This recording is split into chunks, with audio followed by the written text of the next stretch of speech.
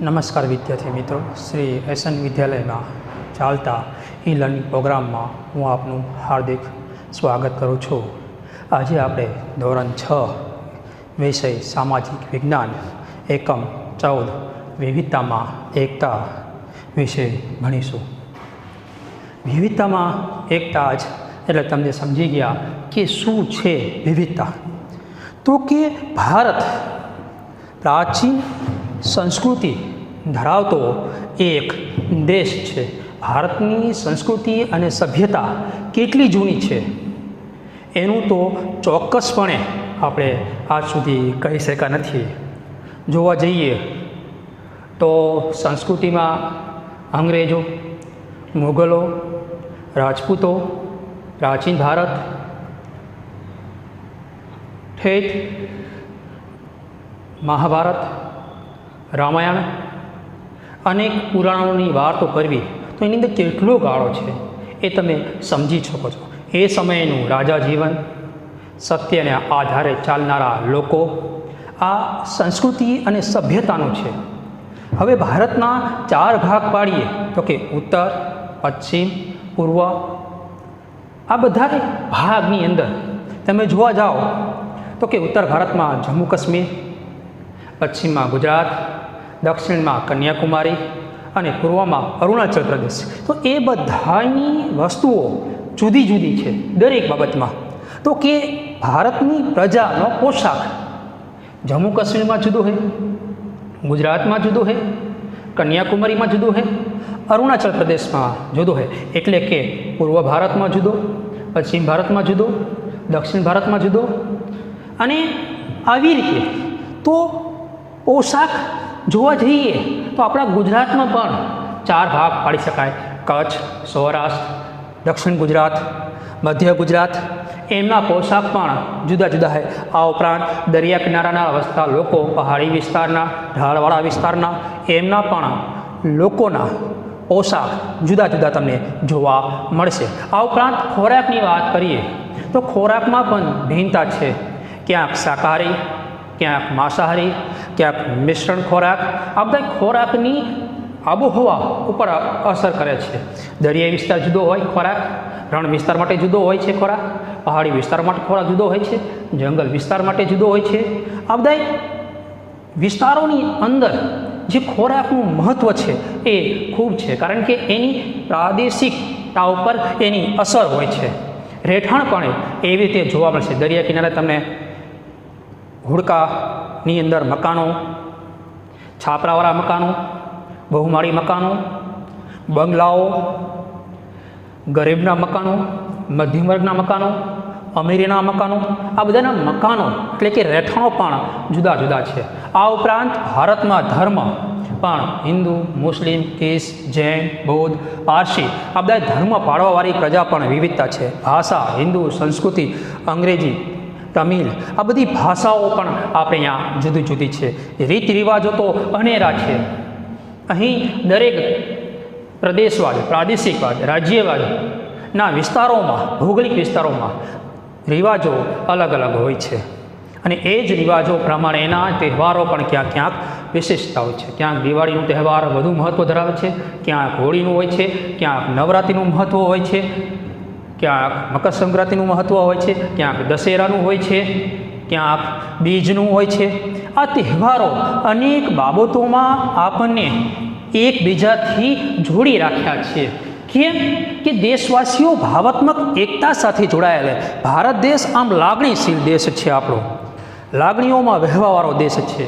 એની ભાવનાનો દરિયો, નદીઓ, મહાસાગરોમાં પૃથ્વીની અનંત કાળ સુધી ગોઠવી શકાય એટલી એની ભાવનાઓ વહેતી રહે છે. એની ભાવના, લાગણી, શીલ ક્યારે બદલી જાય એનો કંઈ જ કહી શકાય નહીં. પણ છતાંય એ લાગણીશીલ પ્રેમ ભાવનાને કારણે જે આપણે વશ થયા છીએ એ એક આપણું આ ખાસ વિશિષ્ટ અલગ તત્વ કહી શકાય. ભારતની સંસ્કૃતિનું મુખ્ય લક્ષણ આ છે કે વૈવિધ્ય ધરાવતો દેશ હોવા છતાંય આપણી સંસ્કૃતિને આપણે ભરી રહ્યા છીએ. અહીં રહેતા હોય તો ભલે, વિદેશમાં રહેતા હોય તો ભલે, આપણી સંસ્કૃતિને આપણે વળગી રહ્યા છીએ. કેમ? તો કે ભાવના, પ્રેમ, સંસ્કારો નાનપણથી જ આપણને આપવામાં આવે છે.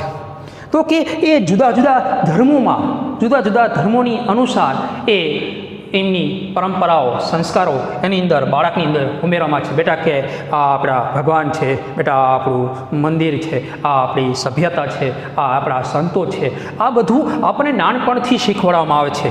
આ ઉપરાંત આપણી ભાષા પણ એની સાથે સંકળાયેલી તમને જોવા મળશે.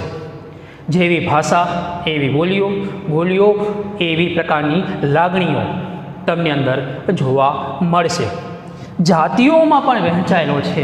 આમ જોવા જઈએ તો ભારતમાં પહેલાં 4 પ્રકારની જાતિઓ હતી.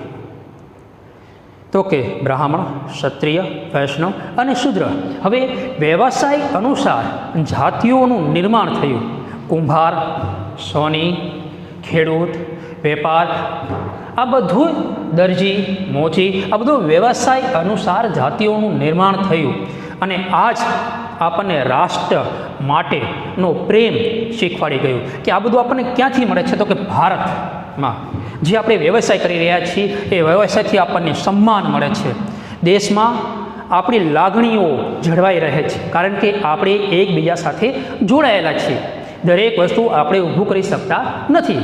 કુંભાર મોચીનું કામ નથી કરી શકતો એટલે એને ચંપલની જરૂરિયાત પડે છે. મોચીને દરજીની કપડા માટે જરૂર પડે છે. દરજીને ખેડૂતની જરૂર પડે છે.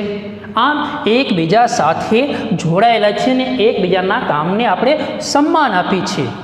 છતાંય આજે આપણે રાષ્ટ્રની એકતામાં જોવા જઈએ તો કે આપણું રાષ્ટ્ર ચિહ્ન, રાષ્ટ્ર ભાષા, રાષ્ટ્ર મુદ્રા, રાષ્ટ્ર ગીત, આ બધી આપણી લાગણીઓ પ્રેમમાં, સન્માનમાં સમાયેલી છે.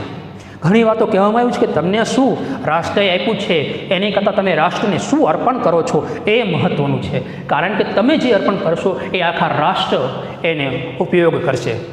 જેમ કે આર્યભટ્ટ ગણિતની શોધના નિષ્ણાંતથી આપણે દશાંશ પદ્ધતિઓ સમજી શક્યા. તો એક ભાવનાઓ આપણામાં ઊભી થાય છે, એક સન્માન અનુભવો છે કે રાષ્ટ્ર આપણું છે તો રાષ્ટ્ર માટે આપણે પણ કંઈક કરવું જોઈએ. રાષ્ટ્રીય એકતાની આર્થિકતા જોવા જઈએ તો કે ગરીબમાં વહેંચાયેલું છે, મધ્યમ વર્ગમાં વહેંચાયેલું છે અને અમીર વર્ગમાં. ભારતમાં 2 પ્રકારના વર્ગ જોવા મળે, એક અમીર અને એક ગરીબ. હવે એની અંદર વધારે ડીપમાં આપણે અભ્યાસ કરવી તો કે ગરીબની અંદર અતિ ગરીબ, પછી મધ્યમ વર્ગના અંદર મધ્યમ વર્ગ, એથી નીચેનો મધ્યમ વર્ગ, આ બધા ભાગ પડે છે. તો કે આર્થિક અસમાનતાઓ આપણી અંદર છે, પણ છતાંય એ આર્થિક સમાનતાનો આપણે લાભ લઈ રહ્યા છીએ. સામાજિકતાપણું એ આર્થિકપણું સાથે જોડાયેલું છે. જેમ એની આર્થિકતા સહજ થતી જશે તેમ એનું સામાજિકતાનું સ્તર ઊંચું જતું જશે. ઔદ્યોગિકની દ્રષ્ટિએ જોવા જઈએ તો ભારતે આજે ઘણા બધા ક્ષેત્રોમાં વિકાસ સાધ્યો છે. ઘણો બધો વિકાસ, ઘણી બધી વસ્તુઓ આજ ભારત સ્વયં બનાવવા લાગ્યો છે. ઘણી બધી વિદેશી વસ્તુઓ પણ આપણે ભારતમાં લાવ્યા છીએ અને એ પણ આપણે એનું ઉત્પાદન કરી રહ્યા છીએ. તો આવી રીતે ક્ષેત્રોમાં આપણે વિકાસ કરી રહ્યા છીએ. આર્થિકતા તો છે જ, અસમાનતા સામાજિકમાં અસમાનતા છે, ઔદ્યોગિક અસમાનતા છે, પણ છતાંય ખબર નહીં કેમ કરીને એક તાલથી આપણે દેશનો વિકાસ કરી રહ્યા છીએ. 50 વર્ષનું ભારત જોઈજો અને આજે ભારત જોઈજો. વિવિધતામાં એકતા છે, પણ છતાં લોકોમાં શાંતિ, સલામતી અને સમૃદ્ધિ પ્રાપ્ત કરે છે. કેમ કે આ એકબીજાથી જોડાયેલું છે એટલા માટે. મેં તમને ઉદાહરણ આપ્યું હતું કે મોચીને દરજીની જરૂર પડે, દરજીને ખેડૂતની જરૂર પડે, ખેડૂતને સોનીની જરૂર પડે. એમ એક બધાને વ્યવસાયની જરૂર પડે છે અને એકબીજાનો વ્યવસાય એકબીજા સાથે માનવતા ભેરો વ્યવહાર થાય છે. એના કારણે કહ્યું છે ડૉક્ટર રાધાકૃષ્ણએ કે જો આપણે એક રાષ્ટ્રમાં જીવિત રહેવું હોય તો, અથવા તો જીવિત રહેવું હશે તો આપણે સૌએ એક રાષ્ટ્રની તા સ્વીકારવી જ પડશે. એક રાષ્ટ્રીયતા એટલે શું? તો કે આપણે સ્કૂલ ચાલુ હોય ત્યારે પ્રતિજ્ઞાપત્ર કરાવે છે કે ભારત મારો દેશ છે, બધા જ ભારતીયો મારા ભાઈ બહેન છે. આ એકતાની વાત છે આપણી રાષ્ટ્રીય સમૃદ્ધિની. હું આ રાષ્ટ્રને અર્પણ કરું છું મારી પ્રેમ, એ આવશ્યકતા સ્વીકારવી પડશે આપણે. ભારત અનેક પ્રાંતોમાં વહેંચાયેલો છે. એ પ્રાંતોની બોલીઓ, ધર્મ, જાતિઓમાં વહેંચાયેલો છે. આ બધું આપણે એક સમયે ભૂલીને એક ભારત મારો દેશ છે એવું યાદ રાખીશું તો ચોક્કસ વિશ્વમાં આપણે મહાસત્તા તરીકે આપણે આગળ આવીશું. જો કે આપણે આનો અનુભવ વારંવાર કરી ચૂક્યા છીએ રાષ્ટ્રીય એકતાનો. ક્યારે રાષ્ટ્રીય એકતાનો અનુભવ કર્યો કે જ્યારે આપણા દેશ માટે ખતરારૂપ કંઈક સામનો કરવાનું ઉદ્ભવ્યું હોય ત્યારે. માની લો કે અંગ્રેજોની લડતમાં જ્યારે અંગ્રેજોને ભારતમાંથી કાઢવા હતા ત્યારે આપણા બધા દેશવાસીઓ, જાતિઓ, ધર્મ, ભાષા આ બધું ભૂલી ગયા હતા.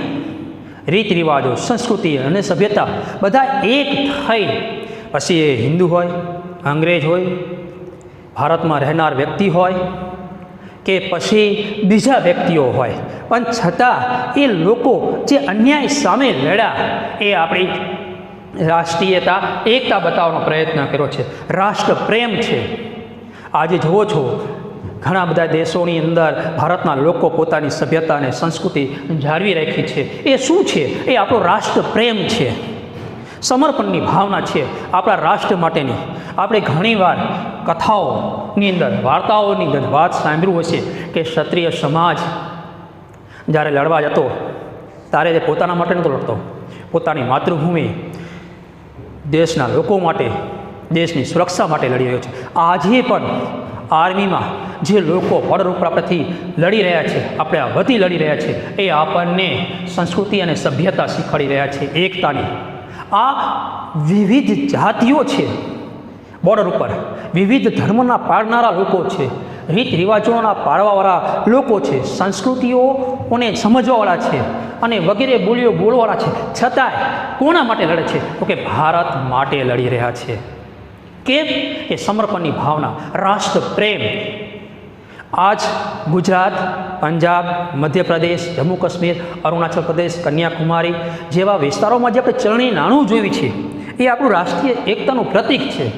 એક સમય હતો તો કે દરેક વિસ્તારોમાં અલગ અલગ રાજાઓની મોહરના સોનાની સિક્કાઓવાળા ચાલતા આર્થિક નાણાંમાં. ફલાણા રાજા છે તો એનો સિક્કો જુદો, બીજા રાજા છે તો એનો જુદો, ડી રાજા છે તો એનો જુદો સિક્કો. તો એની આર્થિક માપ પણ જુદું જુદું હતું. જ્યારે આજે સમગ્ર રાષ્ટ્રમાં એક માપ, એક મોહરથી આપણે ચાલી રહ્યા છીએ. પછી લીટર હોય, કિલો હોય કે મિલીમાં હોય, પણ એ સંસ્કૃતિ છે આપણી એકતાની, પ્રેમની, દેશ પ્રત્યેની. ભારત વૈવિધ્ય ધરાવતો દેશ હોવાથી ભાતીગળ સંસ્કૃતિનું સર્જન કરી શક્યો છે.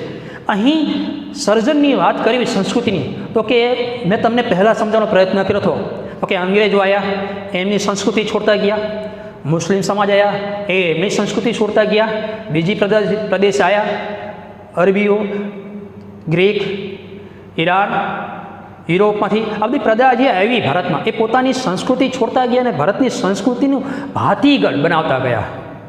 જો ભારતે વિશ્વને સમજાવવાનો પ્રયત્ન કર્યો હોય બાળકો કે વસુધૈવ કુટુંબ, સમગ્ર વિશ્વ એક કુટુંબ છે અને આ જ ભાવનાથી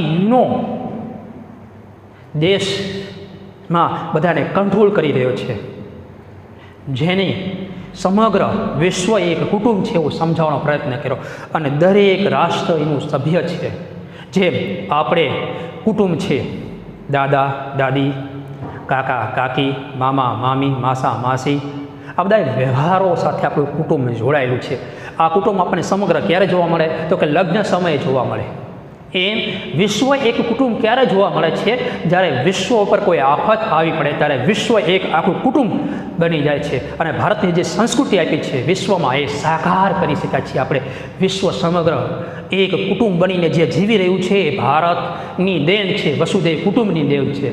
ભારતે ધાર્મિક સહિષ્ણુતા, સર્વધર્મ સંભાવના રાખ્યો છે અને એ જ વિશ્વમાં એનો પ્રચાર કર્યો છે કે ધર્મ મહત્ત્વનો નથી, સંસ્કૃતિ મહત્ત્વની નથી, ભાષા મહત્ત્વની નથી, જાતિઓ મહત્ત્વની નથી, રીત રિવાજો મહત્ત્વના નથી. તો મહત્ત્વનું શું છે? તો કે માનવતા મહત્ત્વની છે. માનવતા છે તો વિશ્વ છે, અને વિશ્વ છે તો માનવ છે. એટલે કે ભારતે બિન સાંપ્રદાયિક જે દેશની પ્રણાલી સ્વીકારી. ભારત દેશ કોઈ ધર્મમાં નથી માનતો.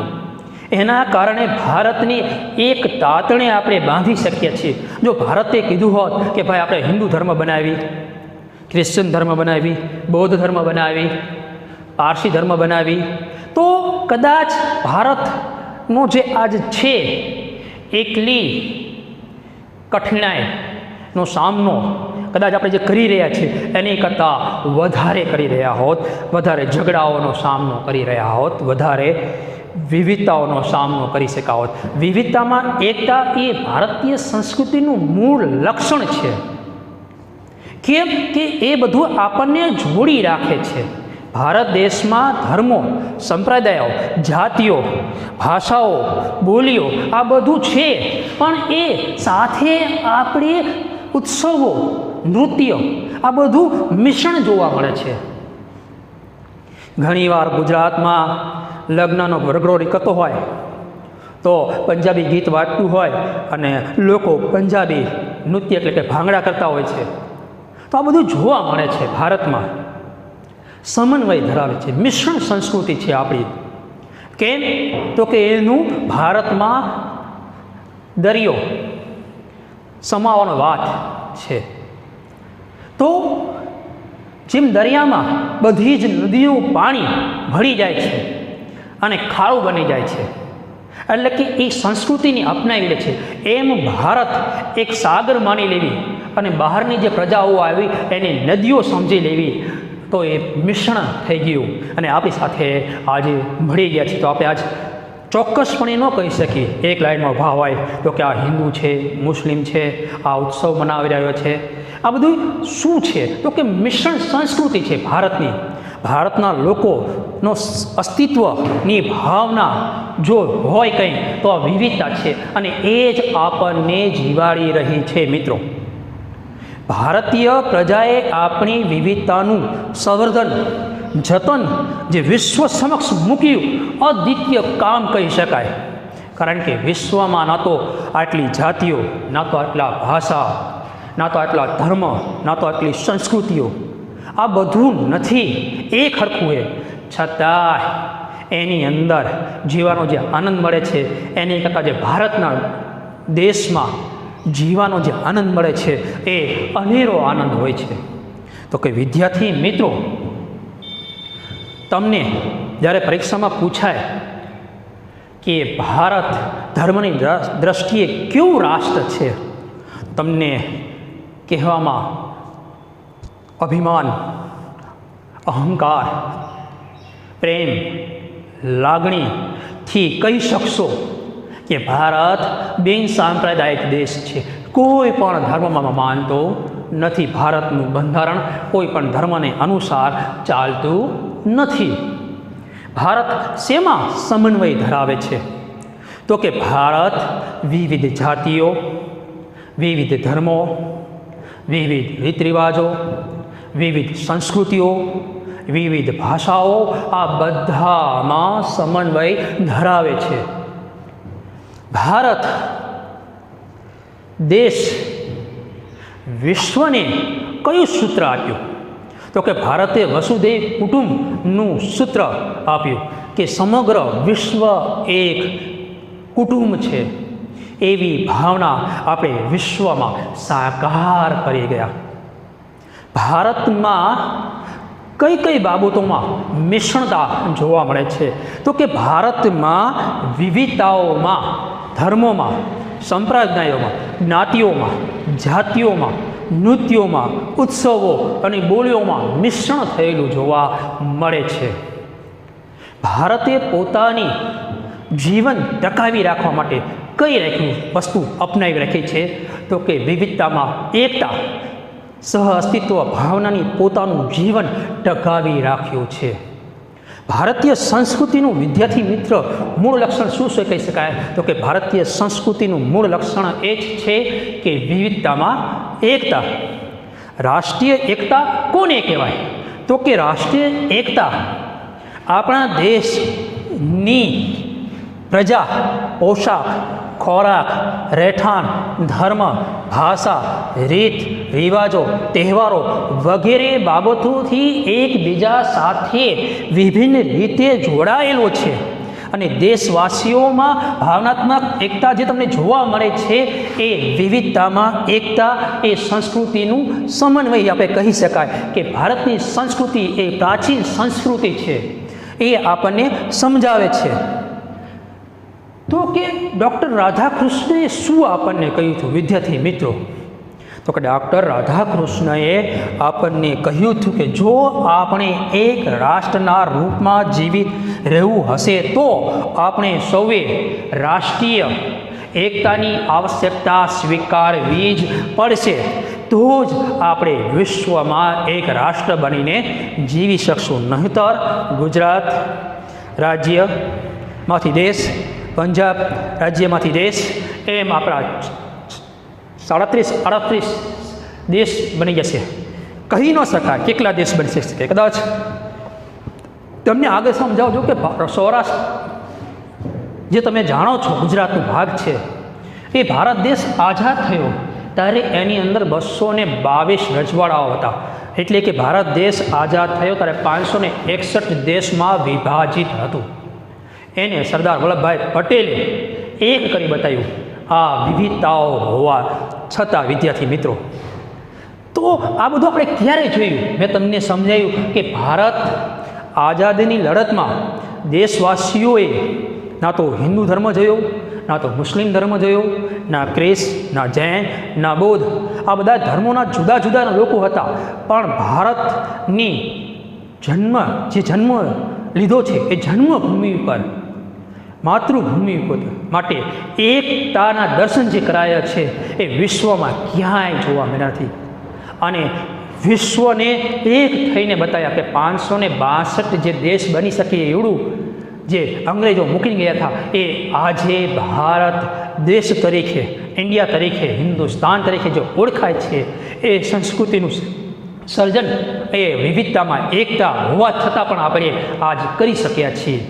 તો કે વિદ્યાર્થી મિત્રો, જ્યારે પણ તમને પરીક્ષામાં પૂછાય કે વિવિધતામાં એકતા એટલે શું, તો આ તમારે સમજાવવાનો પોઈન્ટ થશે.